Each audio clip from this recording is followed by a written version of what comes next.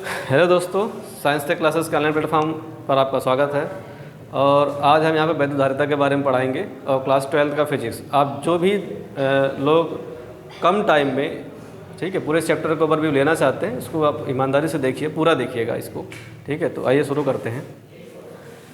वैद्युत धारिता, सवाल ये उठता है कि धारिता क्या होता है। धारिता मतलब होता है धारण करने, धारिता मतलब होता है जो किसी भी वस्तु को आप किसी वस्तु में डाल दीजिए। जैसे मान लीजिए ग्लास है, ठीक है, ग्लास है, ग्लास में आप पानी कितना डाल सकते हो, उसकी धारिता कितनी है, 1 लीटर, 2 लीटर, 5 लीटर, उसके ग्रहण करने की क्षमता, ये होती धारिता।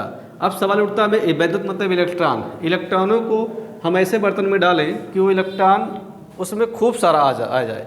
तो इलेक्ट्रॉनों को हम कहाँ भाई स्टोर कर सकते हैं। वैसे भी करंट को आप स्टोर कर नहीं सकते हो। अगर करंट को स्टोर कर सकते हैं तो किसी तरह अंधेरा ही नहीं होता, ठीक है। हम करंट को स्टोर कर नहीं सकते हैं, इसीलिए वो अलग मेथड है। हमने जो है इन्वर्टर बनाया, सब कुछ बनाया, लेकिन कुछ टाइम के लिए आप कर सकते हो, हमेशा के लिए नहीं कर सकते हो। इसके लिए, इस समस्या का समाधान करने के लिए ऐसे ऐसे इंस्ट्रूमेंट है इलेक्ट्रिकल इक्विपमेंट में जहाँ पर हमेशा कुछ टाइम के लिए उसको हमें कैपेसिटी देनी पड़ती है, नहीं तो पूरा सिस्टम कोलैप्स हो जाएगा। जैसे पावर हाउस हो गया ना, वहाँ पर जो कंट्रोल सिस्टम है, या और सब कुछ हो गए, जो भी पेट्रोलियम कंपनी है, वहाँ पर ये सारी चीज़ें लगते हैं। तो वहाँ पर हम बैकअप के लिए वैद्युत धारिता कैपेसिटर रखते हैं, ठीक है। और हम जो है करंट के जो उसमें कास्ट फाई यानी जो फैक्टर आता है उसको भी इम्प्रूवमेंट करने के लिए, कई सारे हार्मोनिक्स आते हैं, उसको भी इम्प्रूवमेंट करने के लिए हम कैपेसिटर का प्रयोग करते हैं। तो भैया आगे की बात है, जब आप पढ़ोगे देखोगे। लेकिन क्लास 12 में अभी आप इसको देखेंगे। वैद्युत धारिता मतलब हो गया इलेक्ट्रॉनों को ग्रहण करने की क्षमता, ठीक है, जितना उसको स्टोर कर पाओगे।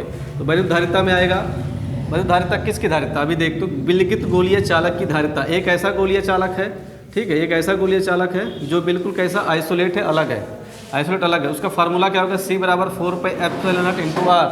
4 पाई क्यों, 4 मतलब 4 हो गया, पाई मतलब 180, 18 चौक 72, 720। यानी जब पूरा कोई गोला बनाएगा तो उसके सेंटर पे घनकोण बनाएगा, ठीक है। और घनकोण होने के नाते इसलिए यहाँ पर 4 पाई आता है बाबू, ठीक।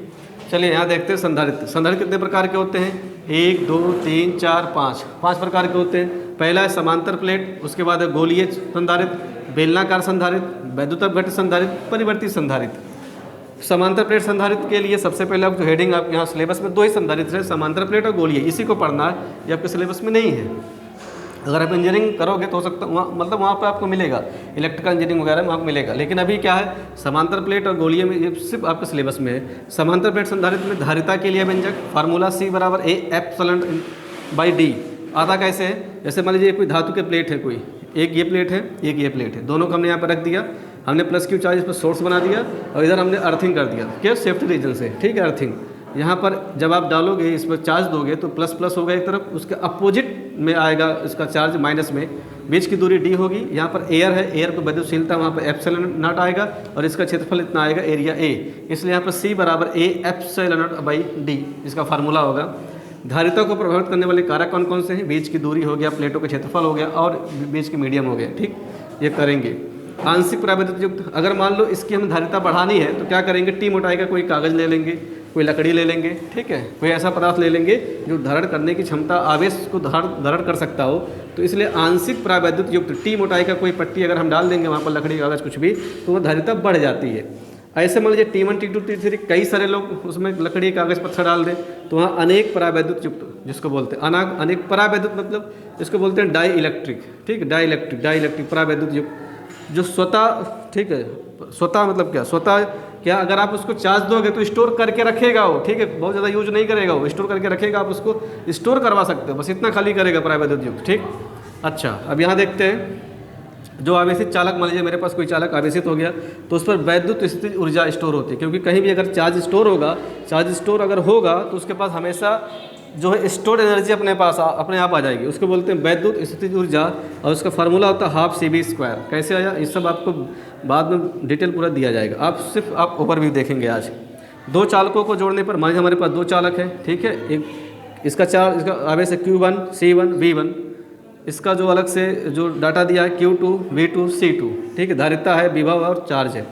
अगर हम इसको जो है तार से जोड़ दें तो यहाँ का कुछ चार्ज निकल के उस पर जाएगा, यानी पूरा बैलेंस हो जाएगा। बैलेंस होने के लिए हो रहा ताकि इसकी पावर सेम हो जाए। ठीक, मान लीजिए हमारे पास 2 बर्तन है, पानी भरा हुआ है, तो ये दोनों को पाइप से जोड़ देंगे, तब तक पानी जाएगा जब तक दोनों का लेवल बराबर ना हो जाए। ठीक, ऐसे ही यहाँ से वहाँ पानी तब तक जाएगा, यानी चार्ज तब तक जाएगा जब तक दोनों का लेवल बराबर ना हो जाए, समान विभव ना हो जाए। समान विभव का फार्मूला V बराबर C1V1 plus C2V2 upon C1 plus C2 यहाँ से निकालेंगे।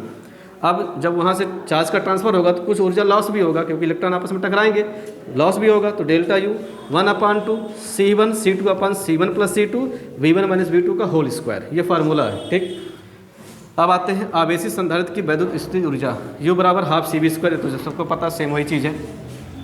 संधारित्र में अगर हमें जो है कैपेसिटी बढ़ाना है या घटाना है तो उसके लिए हम 2 प्रकार से संयोजन करते हैं, एक श्रेणी क्रम, एक समांतर क्रम। श्रेणी क्रम में क्या करते हैं, 1/C = 1/C1 plus 1/C2 1/C3 जोड़ देंगे, यानी जो सिंबल होता है कैपेसिटर का ये ऐसे बिल्कुल सेम होगा, दोनों का हाइट सेम होगा, छोटा बड़ा नहीं होगा। ठीक है, तो प्लस माइनस करते जाएंगे, वो श्रेणी क्रम बनता जाएगा। ठीक है, यानी कि श्रेणी क्रम अगर 1/1 में है, अगर टोटल हमें कैपेसिटर का मान कम करना होगा तो श्रेणी क्रम जोड़ेंगे, अगर उसको बढ़ाना होगा तो समांतर क्रम में जोड़ेंगे। समांतर क्रम में क्या, मतलब 3 हमारे पास कैपेसिटर है।